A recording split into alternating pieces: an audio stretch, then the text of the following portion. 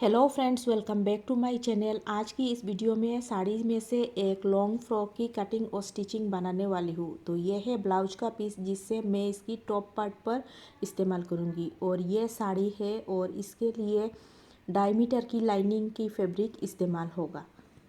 पहले हम इसकी टॉप पार्ट की कटिंग करेंगे। इसके लिए लाइनिंग को मैंने इस तरह से 4 फोल्ड करके बिछा दिया है। आप फोल्डिंग इसकी लेंथ में रखूँगी 16 इंचेस और कटिंग के लिए मैं 17 पर मार्क लगाएंगे सिलाई मार्जिन को जोड़ते हुए। आप फोल्डेड साइड में से हम क्योंकि ये 44 साइज का है तो फोल्डेड साइड में से हम इसकी शोल्डर डालेंगे 8 इंचेस पर और 8 इंचेस पर इसकी आर्म होल भी डालेंगे। इन दोनों पॉइंट को इस तरह से मिला देने के बाद चेस्ट का 1/4 है मेरा 11.5 इंचेस और इस पर लूजिंग के लिए और 2 इंच पर और एक मार्क लगाएंगे। आप यहाँ पर भी एक लाइन डालेंगे। आप आर्म होल डालने के लिए इस लाइन की हाफ पर इस तरह से मार्क डाल लेने के बाद आर्म होल का शेप डालेंगे और फ्रंट आर्म होल के लिए इस तरह से अंदर की तरफ और एक लाइन डालेंगे। अब इसकी नेक को मैं 3 इंच पर रखूँगी और फ्रंट के लिए इस तरह से 7 इंचेस पर बी शेप डालूँगी और बैक के लिए 3 या 2 इंचेस पर एक राउंड शेप डालेंगे। नेक की मार्किंग हो जाने के बाद हम इस वेस्ट लाइन को सीधा करेंगे और चेस्ट को हमने रखा था 11.5 इंचेस पर और वेस्ट को रखेंगे हम 11 इंचेस पर और 2 इंच एक्स्ट्रा लेंगे उसकी स्टिचिंग और लूजिंग के लिए। अब इन सारी पॉइंट्स को हम मिला देंगे। इसके बाद हम इसकी बैक पार्ट को कटिंग कर लेंगे। नेक की मार्किंग हो जाने के बाद हम फ्रंट और बैक के लिए टक्स के लिए मार्क लगाएंगे 4.5 इंचेस पर और इस साइड पर भी इस तरह से 1 इंच ऊपर लेते हुए इस तरह से राउंड शेप डालेंगे और इस टक्स पॉइंट को एक छोटी सी काट्स डाल देंगे। अब इस राउंड वाले हिस्से पर भी हम काट लगाएंगे। इसके बाद हम इसको बैक पार्ट को अलग करके इसकी फ्रंट नेक और आर्म होल को कटिंग कर लेंगे। इस तरह से हमें फ्रंट और बैक की 2 पीस मिल जाएगी। अब सेम टू सेम हम ब्लाउज पीस में से 2 पीस निकाल लेंगे। अब नीचे की स्कर्ट पार्ट को कटिंग करने के लिए हम पूरी साड़ी को 4 फोल्ड करके इस तरह से बिछा देंगे। अभी वेस्ट को हम किस तरह से डालेंगे इस छोटी सी पेपर पीस पर मैं आपको समझा देती हूँ ताकि नीचे से जूल ना आए, इसलिए मैं आपको अच्छे से समझा देती हूँ। तो 4 फोल्ड किया हुआ इस कॉर्नर पर हम अपनी वेस्ट का पॉइंट डालेंगे। तो मान लीजिए यहाँ से 11 इंचेस पर मैंने लाइन लगाने के बाद एक तरफ से मेरा आएगा 9 इंचेस, तो 9 इंचेस दूसरी तरफ भी 20 की पॉइंट में से मैं भी इस तरह से 9 इंचेस पर मार्क लगाऊंगी। इस साइड भी मैं 9 इंचेस पर इस तरह से मार्क लगाऊंगी। ये पेपर पीस छोटा है और इंची टेप को मैंने सिर्फ आपको समझाने के लिए दिखाया है। आप इस तरह से इन पॉइंट को राउंड शेप देते हुए हम वेस्ट की मार्किंग करेंगे और इस तरह से कटिंग करने पर हम नीचे की तरफ जूल नहीं मिलती है और नीचे की फ्लेयर पर हमें पूरी समान राउंड शेप मिलता है। तो इस तरह से हम 15 पर मार्क डालने के बाद नीचे की तरफ भी एक राउंड शेप डालेंगे और अपना स्कर्ट पार्ट निकालेंगे। अब इन सारी मार्किंग को हमें कटिंग करने के बाद आपको दिखने को मिल जाएगा पूरी राउंड्स एक सर्कल पीस हमें मिल जाएगी फ्रंट और बैक के लिए।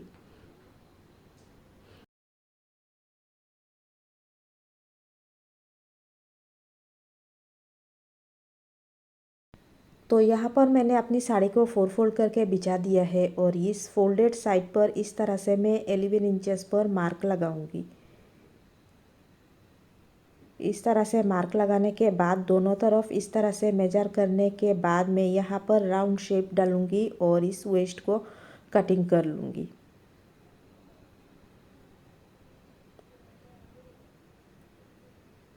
और जैसा कि हमने ऊपर की टॉप पार्ट को 16 इंचेस पर कटिंग किया था तो ऊपर से 16 छोड़ते हुए नीचे हमें जितनी लंबाई चाहिए हम वहाँ पर इस तरह से मार्क डालेंगे। तो इस तरह से 55 पर मार्क डाल लेने के बाद हम ऊपर से मैं इंची टेप को रखेंगे और इस मार्क को हम इस तरह से पूरे राउंड में एक्सटेंड करते जाएंगे। तो देखिए यहाँ पर मैंने पूरे राउंड पर इस तरह से राउंड शेप डाल लिया है। अब इस मार्किंग को हम कटिंग कर लेंगे। तो कटिंग के बाद नीचे की तरफ जो मेरा एक्स्ट्रा पीस आएगा इसी में से हम अपनी स्लीव्स निकालेंगे। अब हम तो नीचे की पार्ट के लिए लाइनिंग को 4 फोल्ड करके बिछाने के बाद यहाँ पर ऊपर की तरफ मैं वेस्ट का पॉइंट डालूँगी और इस तरह से कटिंग करके और नीचे की तरफ मैं 4 इंचेस कम रखूँगी। तो यहाँ पर आप देख सकते हो लाइन मैंने किस तरह से डाला हुआ है। इसी लाइन को हम कटिंग करने के बाद हमें नीचे के लिए 2 पीस मिल जाएगी। अब हम अपनी स्लीव्स के लिए बची हुई कपड़े को इस तरह से 4 फोल्ड करके रखेंगे और इसकी लेंथ रखूँगी मैं 12 इंचेस और यहाँ से यहाँ पर चौड़ाई होगी इसकी अपनी चेस्ट की जितना 11 इंचेस और यहाँ पर 3 इंचेस नीचे एक मार्क लगाते हुए और आगे की तरफ अपनी फिटिंग के अनुसार मार्क लगाएंगे और इसे हम इस तरह से आर्म होल का शेप देंगे और इन दोनों पॉइंट को भी हम मिला देंगे। इस तरह से स्लीव्स की कटिंग हो जाने के बाद इसकी आगे की हिस्से को हम निकालेंगे। अब इस पीस को देखिए मैंने एक बार फोल्ड किया है। ये एक स्लीव्स के लिए है तो 2 स्लीव्स के लिए हमें 4 पीसेस कपड़ा चाहिए होगा। तो एक पीस को हमने एक बार फोल्ड करने के बाद इस तरह से ट्रायंगल शेप में मैंने फोल्ड किया हुआ है। आप इसके ऊपर देखिए इस स्लीव्स को भी मैंने इस तरह से एक बार फोल्ड किया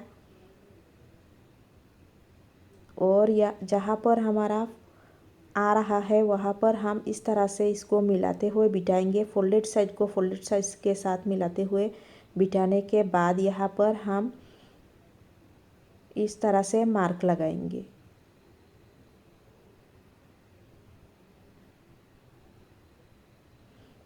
अब यहाँ से मेज़र करने के बाद हमारा कपड़ा आ रहा है 7 इंचेस। 7 इंचेस पर इस तरह से मार्क लगाएंगे। दूसरी तरफ भी 7 इंचेस पर मार्क डालेंगे और इसकी बीच पर भी 7 इंचेस पर हम मार्क डालेंगे। इन सारी पॉइंट्स को मिलाने के बाद स्लीव्स के लिए हमें अपना जो रफल चाहिए होगा वो मिल जाएगा।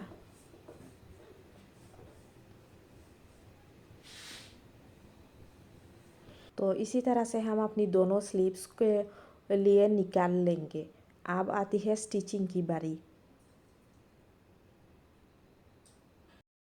तो सबसे पहले हम इसकी टॉप पार्ट को जॉइन करेंगे। इसके लिए इसकी मेन फैब्रिक और लाइनिंग को लेंगे और दोनों की राइट से राइट मिलाते हुए नेक को एक स्टिच लगाएंगे। इसे अंदर की तरफ कर लेंगे। सेम वैसे ही फ्रंट और बैक पर करेंगे और यहाँ पर नेक पर स्टिच डालने के बाद इस तरह से छोटे छोटे काट लगाएंगे और इसे अंदर की तरफ कर इसकी सारी साइडेड को हम स्टिच कर लेंगे। जैसे कि मैंने इस फ्रंट पीस करके आपको दिखा दिया है। इसकी सारी साइडेड को स्टिच किया है और इसकी टक्स पॉइंट को भी मैंने स्टिच कर लिया है। सेम वैसे ही आपको बैक पीस पर भी करना है। अब लाइनिंग जॉइन हो जाने के बाद इसे स्कर्ट पार्ट के साथ हम जॉइन करेंगे। एक पीस को हम फ्रंट के साथ और दूसरे पीस को हम बैक के साथ। तो स्कर्ट पार्ट को पहले हम फ्रंट पीस को इस तरह से इसकी मिडिल पॉइंट निकालेंगे।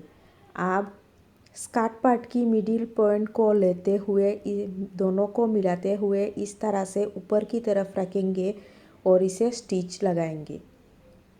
ऊपर की तरफ रखेंगे और इसके ऊपर हम लाइनिंग पीस को भी रखेंगे और दोनों को एक ही साथ हम स्टिच लगा देंगे।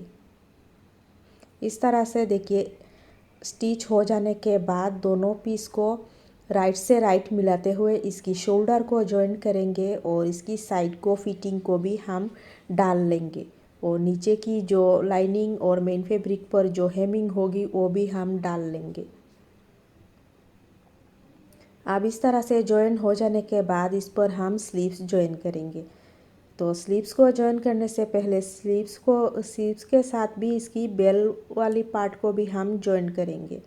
तो इसके लिए भी सेम टू सेम हम इस बेल पार्ट को इस तरह से ऊपर की तरफ रखेंगे और इसे जॉइन करेंगे और इसकी आगे के हिस्से को हम पिको के साथ हेमिंग कर लेंगे।